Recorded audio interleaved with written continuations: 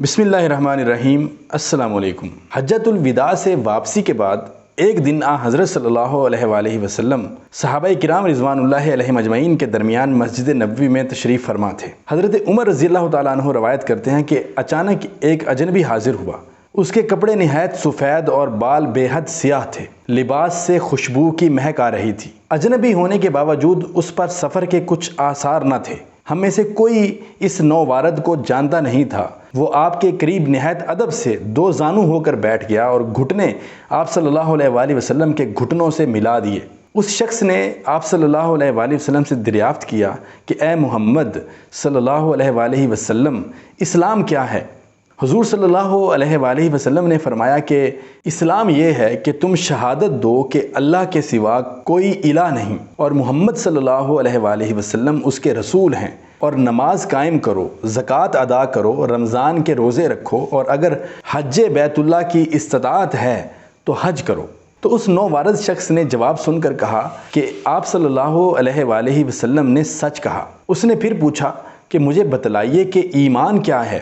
آپ صلی اللہ علیہ وآلہ وسلم نے فرمایا کہ ایمان یہ ہے کہ تم اللہ کو، اس کے فرشتوں کو، اس کی کتاب کو، اس کے رسولوں اور یوم آخر یعنی قیامت کو حق جانو اور حق مانو، اور ہر خیر و شر کی تقدیر کو بھی حق جانو اور حق مانو۔ یہ سن کر بھی اس نے کہا کہ آپ صلی اللہ علیہ وآلہ وسلم نے سچ کہا۔ جناب سیدنا عمر فاروق رضی اللہ تعالیٰ عنہ کہتے ہیں کہ مجھے بڑا تعجب ہوا کہ یہ شخص سوال بھی کرتا ہے اور خود ہی اس کی تصدیق بھی کرتا ہے۔ پھر اس نے پوچھا کہ اے محمد صلی اللہ علیہ وآلہ وسلم، احسان کس چیز کا نام ہے؟ آپ صلی اللہ علیہ وآلہ وسلم نے فرمایا کہ احسان یہ ہے کہ اللہ کی عبادت ایسے دل لگا کر کرو کہ گویا تم اس کو دیکھ رہے ہو۔ اگر یہ نہ ہو سکے تو یہ خیال رہے کہ وہ تمہیں دیکھ رہا ہے۔ نووارد نے پھر سوال کیا کہ قیامت کب آئے گی؟ آپ صلی اللہ علیہ وآلہ وسلم نے فرمایا کہ جس سے یہ بات پوچھی جا رہی ہے وہ پوچھنے والے سے زیادہ نہیں جانتا۔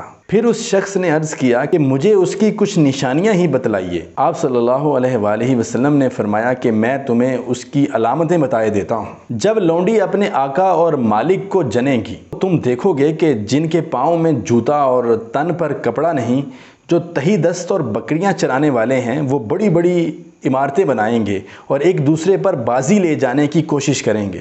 صحیح بخاری کے موجب قیامت غیب کی ان 5 باتوں میں سے ایک ہے جن کو اللہ کے سوا کوئی نہیں جانتا۔ پھر حضرت صلی اللہ علیہ وآلہ وسلم نے سورہ لقمان کی آیت نمبر 34 یا 36 تلاوت فرمائی، جس کا ترجمہ یہ ہے کہ اللہ ہی کو قیامت کا علم ہے، اور وہی مینہ برساتا ہے، اور وہی پیٹ کی چیزوں کو جانتا ہے، اور کوئی شخص نہیں جانتا کہ وہ کل کیا کام کرے گا، اور کوئی شخص نہیں جانتا کہ کس سرزمین میں اسے موت آئے گی۔ بے شک اللہ ہی جاننے والا ہے، خبردار ہے۔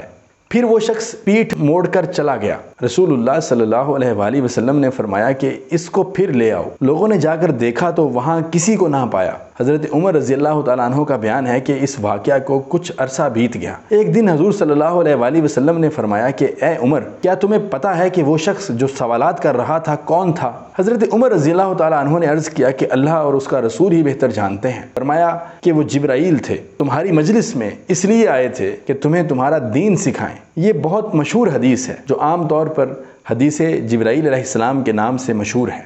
اسے ام الحدیث بھی کہا جاتا ہے۔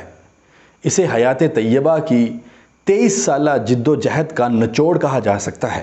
یہ واقعہ تکمیل دین کی آیت کے نزول کے بعد اس وقت ہوا جب اس دنیا میں آپ صلی اللہ علیہ وآلہ وسلم کی عمر مبارک میں صرف 3 دن باقی رہ گئے تھے۔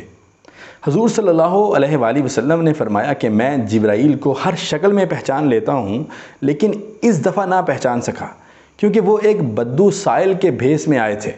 امین وحی نہیں بلکہ ملائکہ کے نمائندہ بن کر آئے تھے۔ میں نے انہیں افق اور سدرۃ المنتہا پر حیت اصلی میں بھی دیکھا ہے۔ یہ موقع عینی مخلوق کی نمائندگی کا تھا، لہٰذا پردہ بعد میں اٹھا، دین مکمل ہو گیا۔